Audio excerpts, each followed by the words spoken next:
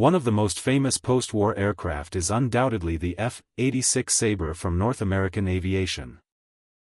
Its fame is due not only to its outstanding performance for its time, but also to its widespread use in various armed conflicts that broke out shortly after the end of World War II. The successful use of these aircraft in Korea, where they earned the nickname MiG Killers, brought commercial success to the company. The F-86 was supplied to more than 30 countries and remained in service until the early 1970s. The fighter jet scored more than 900 victories in air combat. No other jet aircraft can boast such a record. The Sabre was not only an excellent fighter, but also one of the most versatile aircraft in aviation history. One of the reasons for creating the F-86 was the search for a new promising concept for a jet fighter. The achievements of the American aviation industry in this area were very modest. The first jet fighter, the Bell XP-56A Air Comet, which took off for the first time on October 1, 1942, turned out to be a real failure compared to the Me.262 and the British Gloucester Meteor. Comparable in speed to the best American piston fighters, the P-51 and P-47, it was produced in a limited series, 66 aircraft, and did not see combat. The Lockheed P-80 Shooting Star fighter, developed during the war, proved to be more successful and widely used, but its performance left much to be desired during the period under review. In this regard, American aviation companies began to implement their own programs to create a promising jet fighter. During this period, the XP-84, Republic, XP-9F, Grumman, and XP-86, North American, were developed.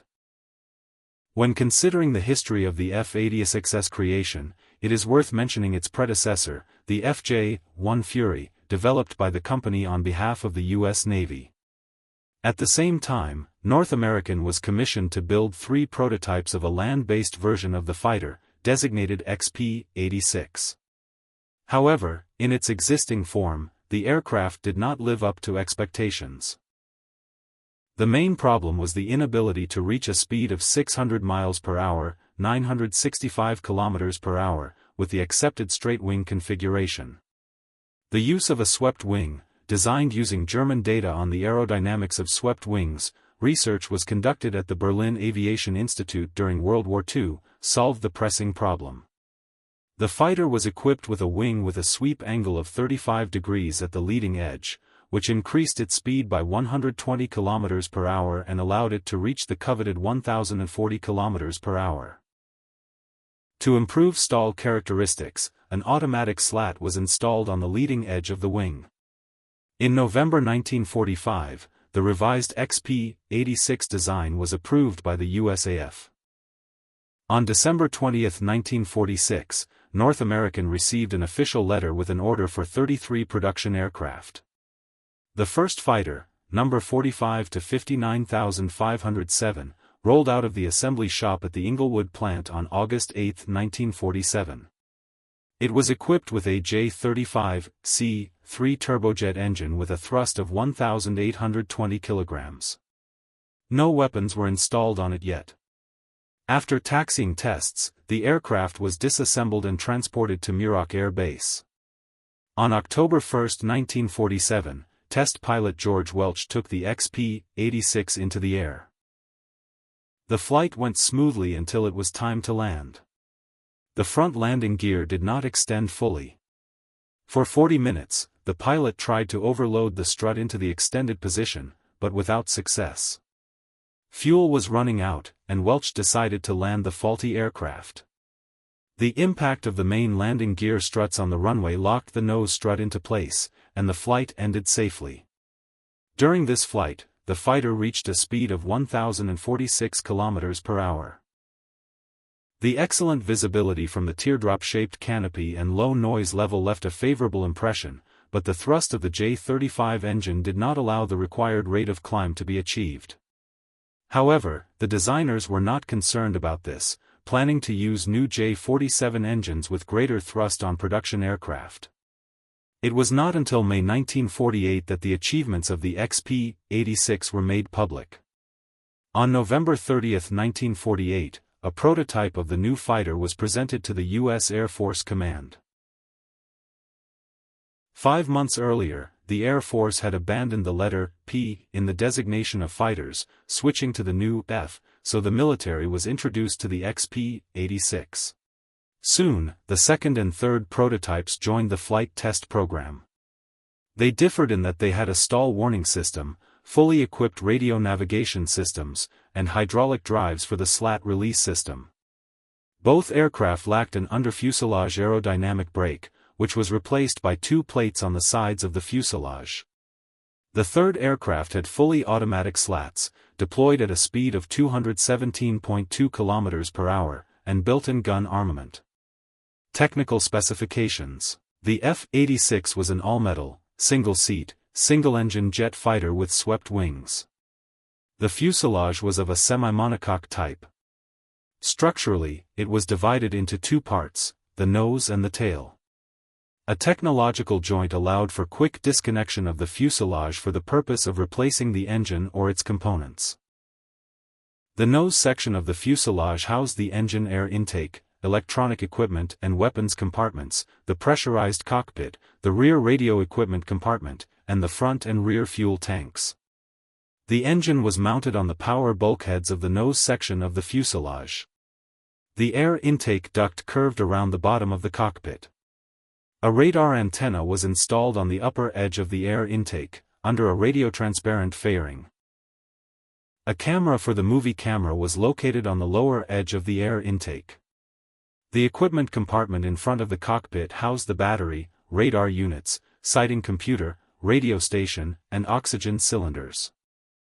Behind the nose compartment was the pilot's pressurized cabin, covered by a teardrop-shaped canopy.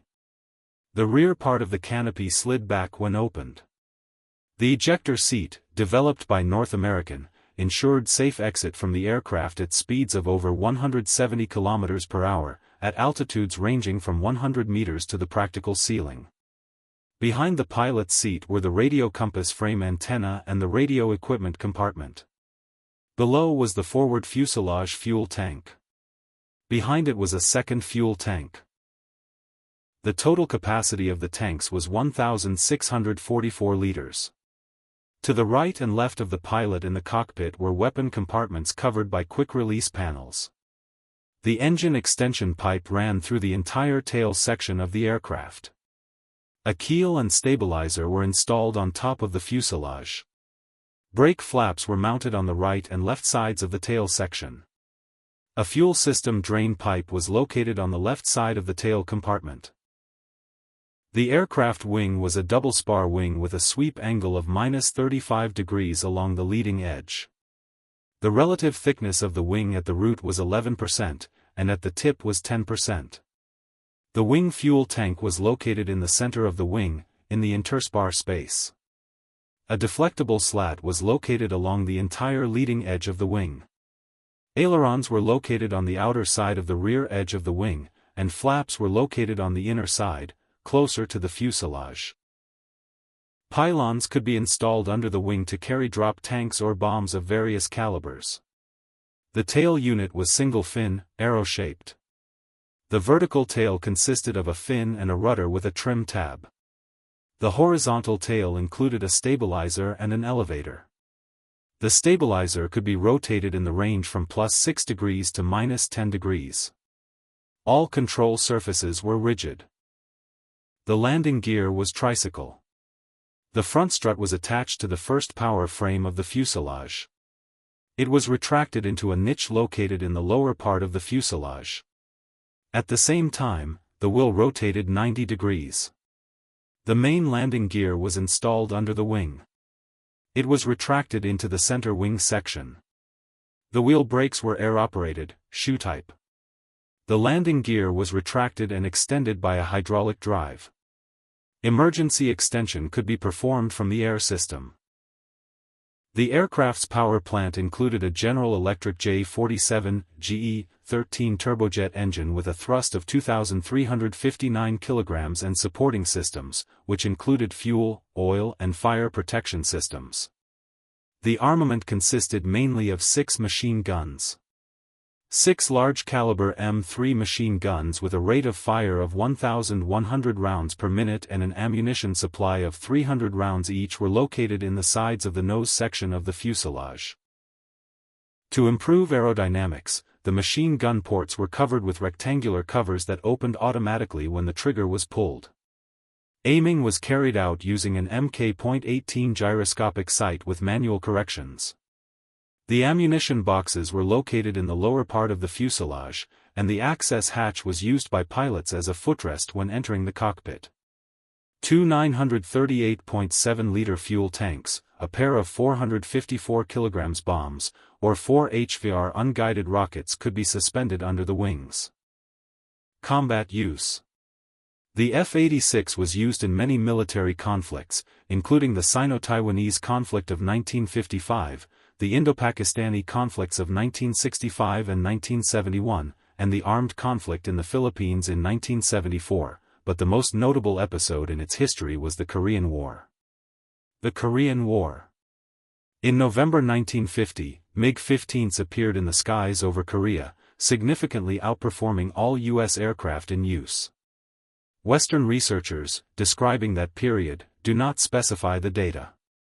Nevertheless, they agree that the MiG-15, designed as a target fighter, had no difficulties until it encountered the F-86. It neutralized Allied bombing raids and ensured the defeat of aircraft such as the B-26, B-29, F-80 and F-84R. To counter this threat, 3 F-86 squadrons were transferred to the Far East in December 1950. The F-86 became the only serious rival to the Soviet fighter. Features of the F-86. Use of the N/APG-30 radio rangefinder as part of the sighting system, which allowed for high-precision firing at the enemy. The MiG-15 was equipped with a simpler ASP-1N gyroscopic sight. However, in terms of the effectiveness of its weaponry, 6 12.7mm M3 machine guns, the F-86 was significantly inferior to the MiG-15's cannon armament, 23mm and 37mm automatic cannons. The installation of larger air brakes than those on the MiG. A reticle with an indicator on the windscreen. Better cockpit visibility. Priority was given to better cockpit visibility, situational awareness, rather than survivability/protection.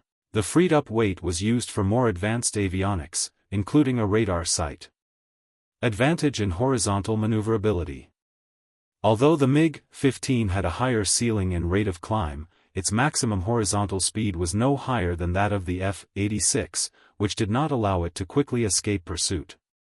However, the MiG-15 had a higher thrust-to-weight ratio, which allowed it to reach the required speed faster. Use of an anti-G suit by the pilot. The F-86A and F-86E variants were mainly used, primarily to escort B-29 bombers and fighter bombers. From March 1953, the F-86F began to be used in Korea, which, according to the U.S. Air Force, was the most suitable fighter bomber for combat conditions among those used in Korea. Initially, the United States recognized the irretrievable loss of 224 F-86s in Korea, but later increased the number of irretrievable losses to 233 and 112 pilots killed. American sources give different estimates of F-86 losses in the war. According to their data, a total of 696 Sabre fighters were sent to the theater of operations. According to American data, during the entire period of combat use of the F-86 in the U.S. Air Force, 823 enemy aircraft were destroyed in air combat by fighters of this type. Of the 41 U.S. Air Force pilots who earned the title of ace in the Korean War, all but one flew the F-86. The F-86 was an excellent fighter, light and maneuverable, with high performance, maneuverability and reliability. Its design was revolutionary for its time, resulting in it being assigned complex air combat missions. Friends, if you liked the video, please like it and subscribe to the channel.